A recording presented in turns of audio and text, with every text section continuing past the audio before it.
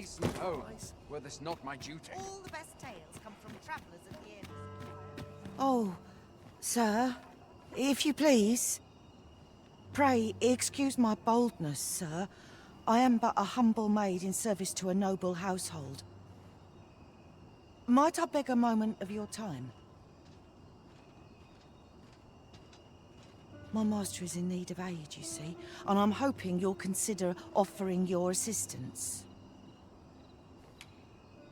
Oh, thank you, sir. You cannot imagine my relief.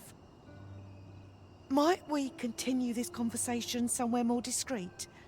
The matter it concerns is rather sensitive, and I would not risk being overheard. You will find my master's manor in the noble quarter. Pray, meet me there at your earliest convenience.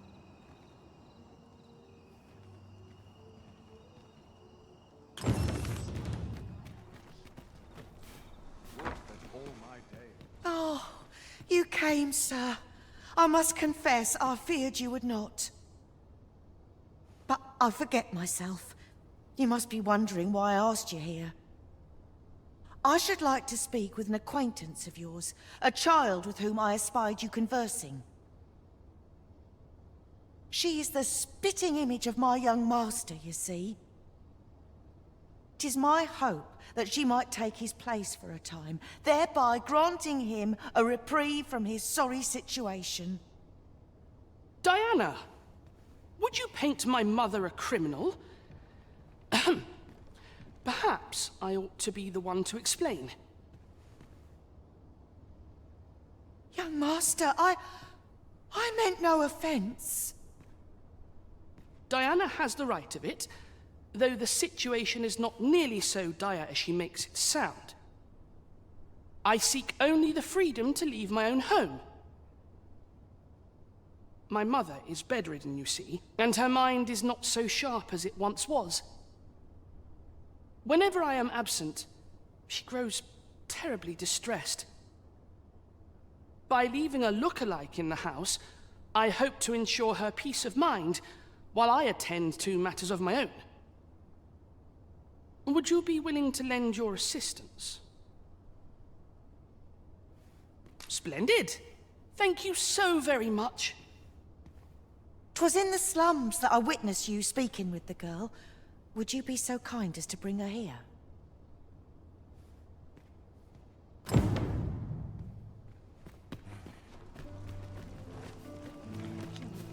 Hi, Arisen!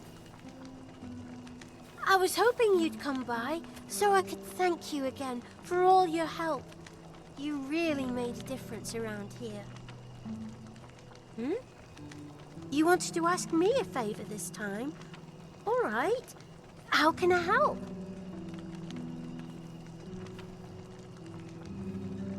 So, this noble boy wants me to pretend to be him? I mean, I don't know the first thing about being a noble.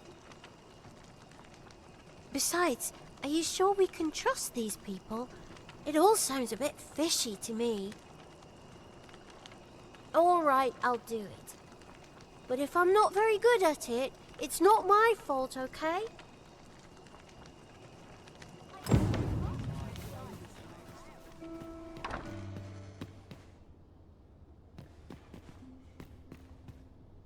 Look, young master, she's here. Indeed. I could be staring into a mirror. Diana, will you dress her and instruct her in her role? As you wish, young master. This way, if you please, miss.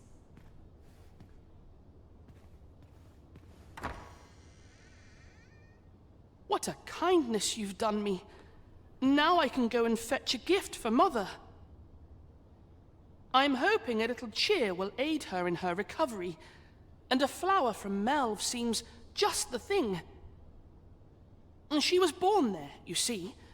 No doubt her days would be brighter with a memento of her old home by her bedside. All is ready, young master. You need only finish your preparations for the journey.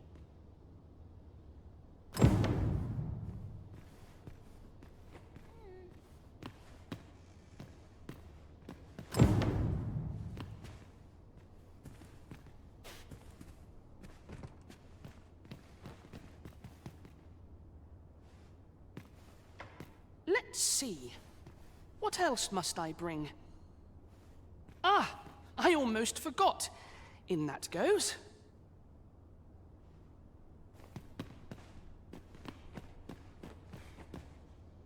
You know, the roads around Melv are supposed to be really dangerous. I heard the safest way to get there is to carry something that reeks of Cyclops with you, because it'll scare all the monsters away. The lands around Melv are rife with poisonous flora. I'd hoped to pack an antidote for the young master, but the shops had none to spare. 'Tis not only poison the plants inflict, but drowsiness besides. Might there not be a curative that accounts for both?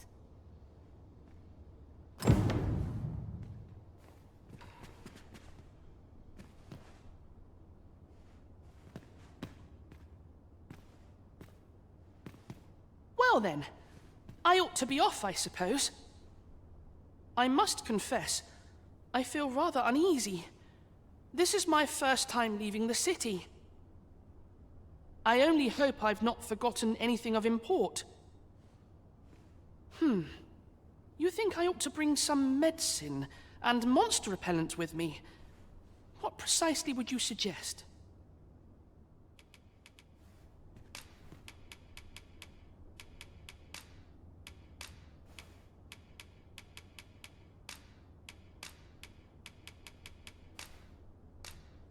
My thanks. I'm certain these will come in useful. Now, I really must be going. Wish me luck. Take care, young master. Come back safe!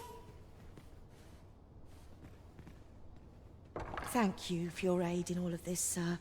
I shall see about procuring you a suitable reward, so pray do come visit us again.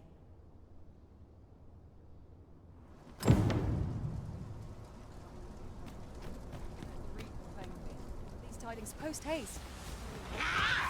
You there! Help me, please! The fiends have me surrounded!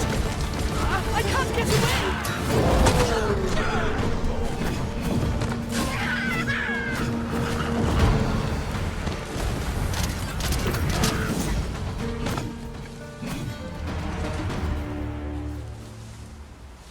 Ah! 'Tis you!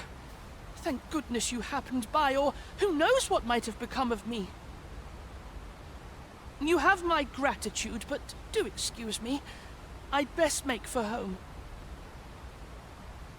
Would you mind coming over here?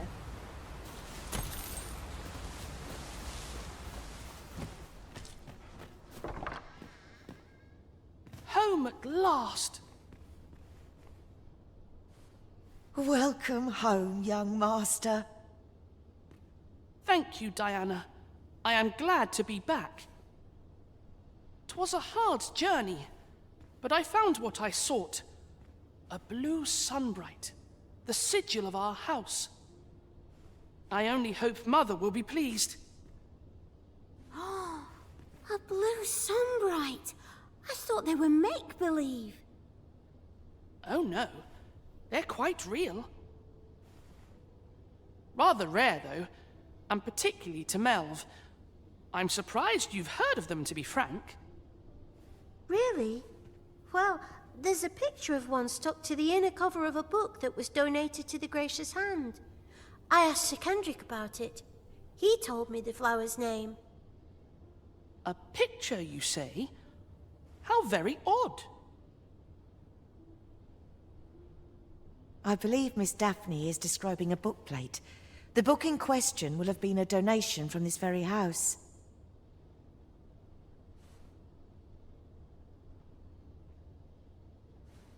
Indeed, the mistress has been very generous in her support of the Gracious Hand over the years.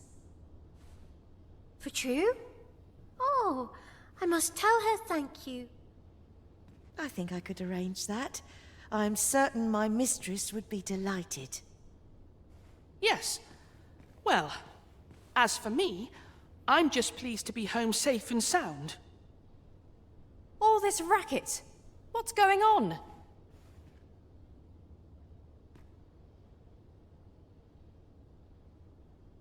Good gracious, what is the meaning of this?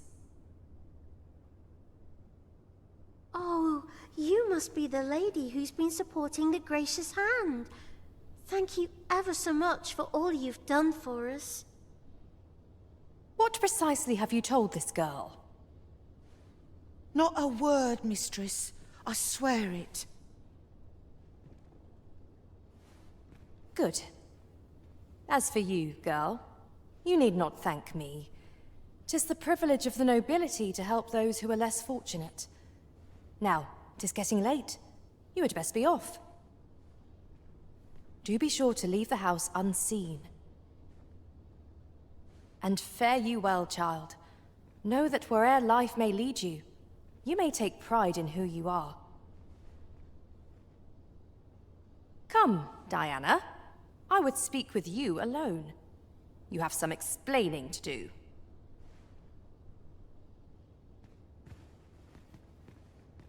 What was that all about? Mother seemed awfully perturbed. The air certainly took a fell turn back there. Perchance we stepped on aught we shouldn't have. A bitter end breeds no satisfaction.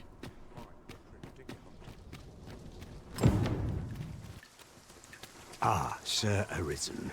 I've been meaning to speak with you. Did you, perchance, pay a visit to the House of the Blue Sunbright? I see. After the rather strongly worded letter I received, I feared as much. 'Twas under unique circumstances, shall we say, that Daphne came to reside with us. You must understand, the House of the Blue Sunbright is our most generous benefactor, and their favor hinges upon our continued discretion. Thus, for the sake of all who reside herein, I beg you to steer Daphne away from any further contact with that household. Though it pains me to perpetuate the girl's misfortune, it must be done, if the Gracious Hand is to continue to function.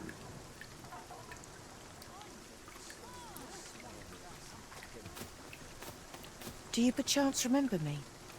You once knew me as maid to the young master, Sebastian. Well, I'm his maid no longer.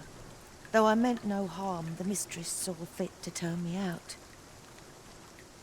Tell no other soul of this, but the girl I had you fetch was none other than Sebastian's own twin sister. Afeard of inviting conflict over their inheritance, Daphne's family branded her a cursed babe and sent her away. Yet the loss of her newborn child drove the mistress half mad with grief. She's been bedridden ever since. I had hoped the sight of her long-lost daughter might rekindle some vital spark within my mistress. But alas, it would seem it was not to be. I'll gather this. It might be of use. In the end, my good intentions served only to rob me of my station. I suppose 'twas no less than my due for meddling in the affairs of the nobility.